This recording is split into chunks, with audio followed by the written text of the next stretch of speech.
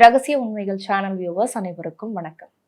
கடன் பட்டார் நெஞ்சம் போல் கலங்கி நின்றான் இலங்கை வேந்தன் அப்படிங்கிற பழமொழி உள்ள நிறைய பேர் கேள்விப்பட்டிருப்பீங்க. கடன் பட்டவங்க வாழ்க்கை இருக்கே, அது துளியும் நிம்மதியே இல்லாத வாழ்க்கை. கடன் அப்படின்னாவே நம்மளுடைய எல்லாருடைய நினைவுக்கும் முதல்ல வர்றது பார்த்தீங்கன்னா பணம் தான். ஆனா அந்த கடன் பணம் சம்பந்தப்பட்டது மட்டும் கிடையாது.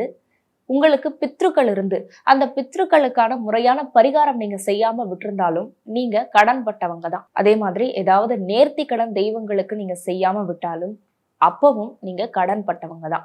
வேற யாருக்குன்னா நீங்க நன்றி கடன் செலுத்தாம இருந்தாலும் அப்பொழுதும் நீங்க கடன் பட்டவர்கள் தான். இந்த மாதிரி கடன்லயே பல வகைகள் உண்டு. இந்த மாதிரி எந்த கடனாக இருந்தாலும் விநாயக பெருமானுக்கு அருகம்புல் வைத்து வழிபடுறதன் மூலியமா எப்படி நீங்க கடன்ல இருந்து விமோச்சனம் அடையலாம் அப்படிங்கிறது தான் இந்த வீடியோ பதிவுல நம்ம பார்க்க போறோம். விஷ்ணு பகவானுக்கு பாத்தீங்கன்னா அவர் ஒரு 10 அவதாரம் எடுத்திருந்தாரு அப்படின்னு சொல்லுவாங்க. ஆனா விநாயக பெருமான் 54 அவதாரம் எடுத்திருக்காரு. அந்த ஒவ்வொரு அவதாரத்திலையுமே அவர் வேற வேற மாதிரியான உருவத்துல இருப்பாரு, வேற வேற பெயர்கள்ல அருள் புரிவாரு.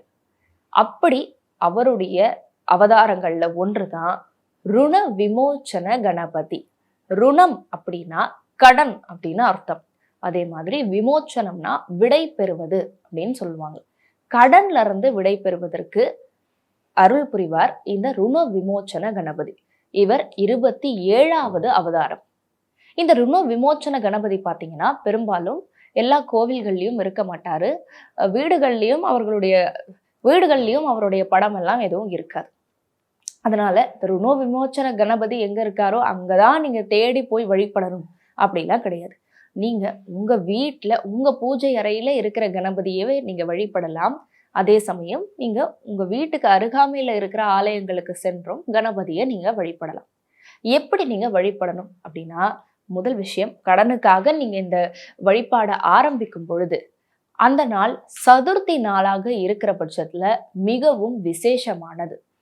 அதே மாதிரி நீங்க என்னைக்கு இந்த பூஜையை ஆரம்பிக்கிறீங்களோ அதுக்கு முன்னாள் இரவு தயிர்ல 16 அருகம்புல்ல நீங்க ஊற வச்சுக்கணும்.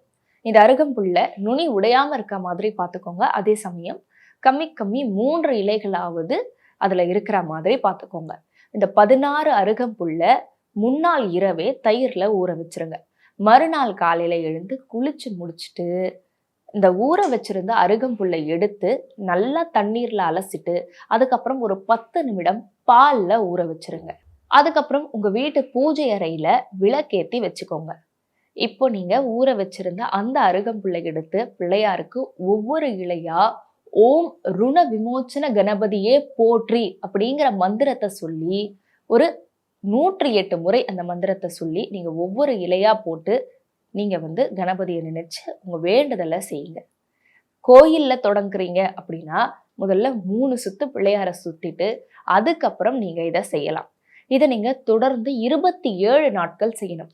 27வது நாள் பிள்ளையாருக்கு பிடித்த நைவேத்தியம் எல்லாம் உங்க கையாலே சமைத்து நீங்க 27வது நாள் படைக்கலாம். இப்படி நீங்க செய்யறதன் மூலியமா குபேரரை வழிபட்டா உங்களுக்கு எத்தனை செல்வம் கிடைக்குமோ அதற்கு சமமான செல்வம் உங்களுக்கு கிடைக்கும் அப்படின்னு சொல்லுது சாஸ்திரங்கள். இன்னும் இந்த மாதிரி பல பயனுள்ள ஆன்மீக தகவல்களோட அடுத்தடுத்த வீடியோஸ்ல நான் உங்களை சந்திக்கிறேன். Until then, it's bye from Soundarya Shivraj.